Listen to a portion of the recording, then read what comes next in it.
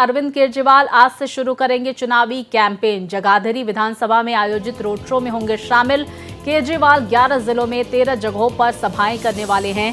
जगाधरी, डबवाली, रानिया, भिवानी, महमपुंडरी और कोलायत, साथ ही रेवाड़ी, दादरी, असंध, बल्लभगढ़ और बाढ़ड़ा में चुनावी प्रचार करेंगे अरविंद केजरीवाल। तो दिल्ली के पूर्व मुख्यमंत्री अरविंद केजरीवाल हरियाणा में कमान संभालते हुए नजर आएंगे। चुनावी प्रचार में तमाम कार्यक्रम अरविंद केजरीवाल के।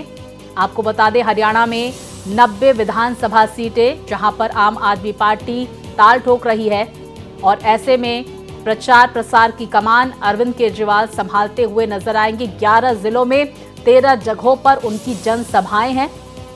हाल ही में दिल्ली के मुख्यमंत्री पद से उन्होंने इस्तीफा दिया है और अब मुख्यमंत्री को मिलने वाली तमाम सुविधाएं भी वो छोड़ेंगे। ऐसे में देखिए, अब हरियाणा में कमान संभालते हुए नजर आएंगे अरविंद केजरीवाल, जहां पर आम आदमी पार्टी चुनावी मैदान में है। विस्तार से जानकारी के साथ मेरे सहयोगी मोहित हमारे साथ जुड़ गए हैं। मोहित, देखिए, हरियाणा में चुनावी प्रचार की कमान संभालते हुए अरविंद केजरीवाल नजर आने वाले हैं। कई जनसभाएं, कई रोड शो करते हुए नजर आएंगे। क्या कुछ कार्यक्रम अरविंद केजरीवाल का वहां पर?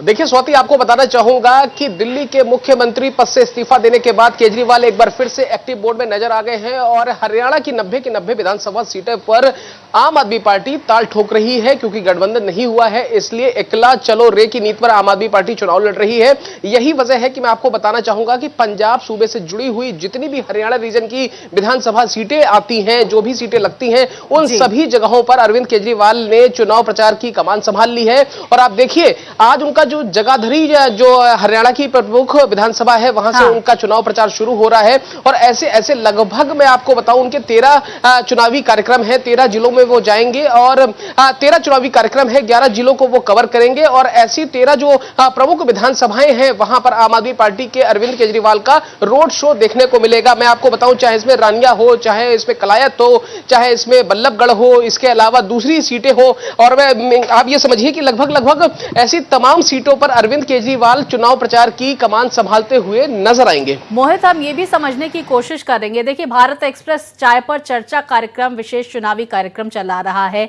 हमने हरियाणा की जनता की राय भी जानने की कोशिश की। हमारे तमाम सहयोगी जनता के बीच गए और उनका कहना है कि कांग्रेस और भारतीय जनता पार्टी के बीच आमने सामने की टक्कर है, कोई तीसरा मैदान में नहीं है। खासकर जब क्षेत्रीय पार्टियों का भी जिक्र हुआ, चाहे इनेलो हो, चाहे जेजेपी हो, वहां पर वो भी यहां पर पैठ बनाती हुई नजर नहीं आई। ऐसे में आम आदमी पार्टी के लिए कैसे जनाधार बढ़ाएंगे अरविंद केजरीवाल? क्या स्ट्रेटजी है हरियाणा को लेकर?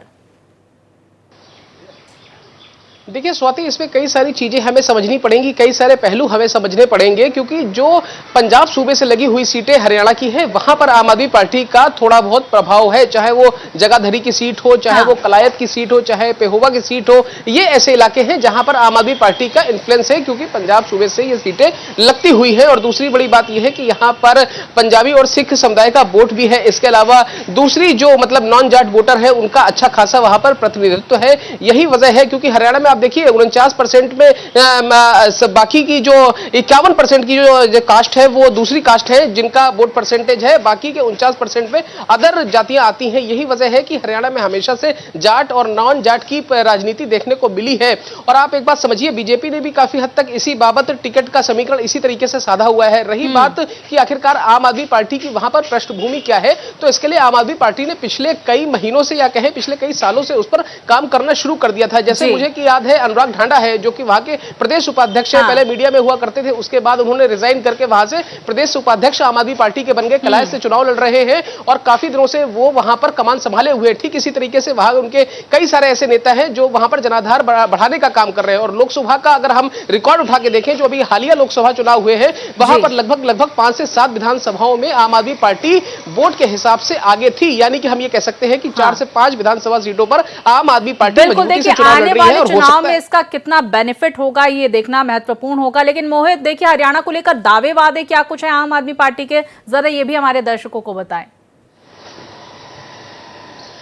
देखिए, आम आदमी पार्टी लगातार दावों की बात कर रही है, आम आदमी पार्टी लगातार वादों की बात कर रही है और आम आदमी पार्टी हमेशा से आपको पता होगा कि फ्री बीज की राजनीति को बहुत अच्छी तरीके से करती आई है और यही वजह है कि आम आदमी पार्टी चाहे वो बेरोजगारी भत्ता देने की बात हो, चाहे वो मुफ्त बिजली देने की बात हो, चाहे वो दूसरी फ्री बीज देने की बात हो, जो फ्री बीज की सियासत नॉर्थ इंडिया में शुरू हुई है उसकी शुरुआत ही कहीं ना कहीं आम आदमी पार्टी के संयोजक अरविंद केजरीवाल ने दिल्ली से की और हम देख रहे हैं कि दिल्ली वाला फार्मूला उन्होंने गोवा में भी अपनाया, गुजरात में भी अपनाया, इसी तरीके की राजनीति वो हरियाणा में भी कर रहे हैं। हरियाणा में भी कई सारी फ्री बीज देने की इस बात जो जब सामने आई तो कहीं ना कहीं आम आदमी पार्टी इस बात को समझती है कि ठीक है, हम वहां सरकार बनाने की स्थिति में तो नहीं, ना ही हम किंग मेकर की स्थिति में है, लेकिन अगर हम अपना जनाधार बढ़ा पाए, हम अपना वोट रेशियो बढ़ा पाए तो कहीं ना कहीं हम उस स्थिति में आज नहीं तो अगले पंचवर्षीय में आ ही जाएंगे। बिल्कुल। और देखिए, क्या पता, हो सकता है कि चुनावों के बाद हो सकता है कांग्रेस पार्टी और आम आदमी पार्टी साथ ही आ जाए, पोस्ट पोल अलायंसेस हो जाए। बहुत शुक्रिया आपका मोहित, तमाम जानकारियां आपने हम तक पहुंचाई।